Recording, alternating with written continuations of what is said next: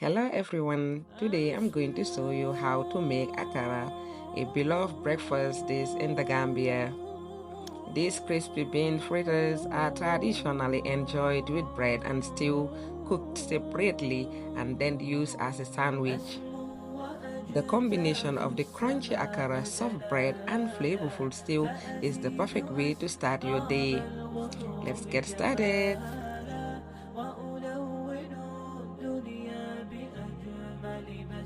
First, soak your beans for about an hour. This will help soften them and make peeling a lot easier. Once the beans are soaked, here's a little trick I usually use that saves a ton of time. Instead of peeling the beans manually, I use a blender to crush them a little bit and loosen the skins. Blend the beans for just a few seconds. You want to crush them lightly, not fully blend them into a paste. This will help the skins separate from the beans, making it much easier to remove them. The best part, you don't have to peel each bean by hand. Once blended, rinse the beans in water and you will see the skins rise to the top. Just skim them off and you are done. This method saves a lot of time compared to manual peeling. Now it's time to blend the beans into a smooth paste. Take your peeled beans, about 2 cups, which is 1 pack, and add them to the blender. To the blender, I am adding 1 tablespoon of crushed habanero pepper powder plus 2 whole habanero peppers for some extra heat. This is totally optional depending on how spicy you like your akara to be. You can adjust the amount of pepper to suit your taste. Next, slice up 1 full red onion. This is optional as well. Some people love the sweetness it adds, but you can skip it if you prefer a more traditional taste. Now toss in 1 tablespoon of salt, 1 tablespoon of Maggi seasoning, and about 2 cups of water. Blend everything together until you get that smooth, thick paste.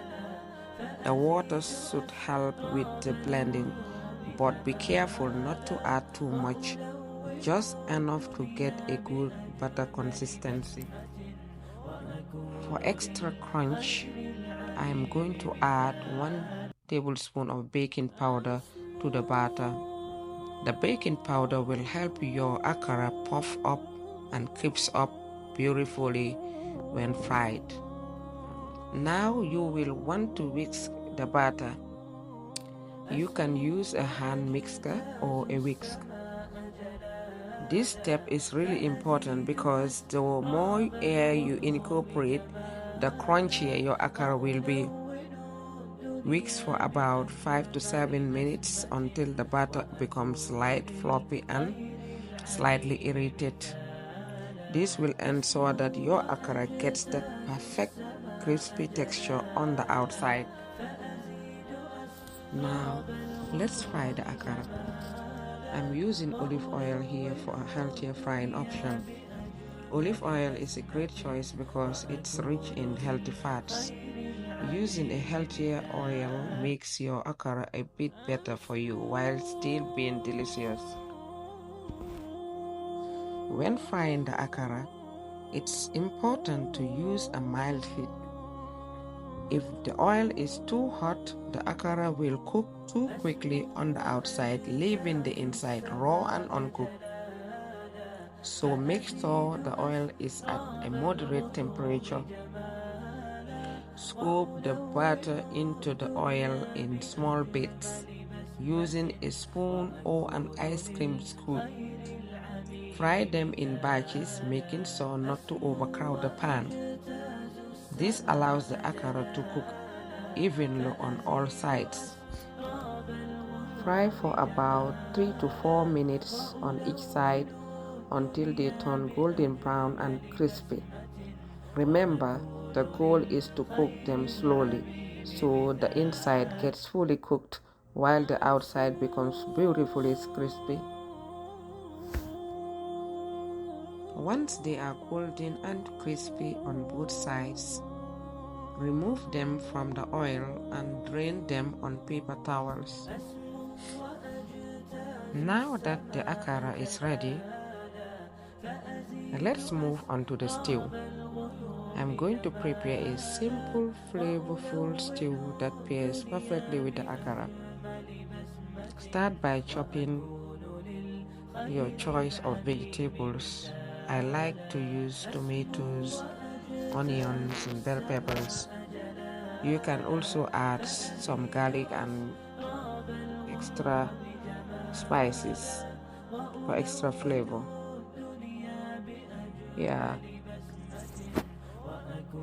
While the stew is simmering, let's make some fresh homemade bread to go with our akara.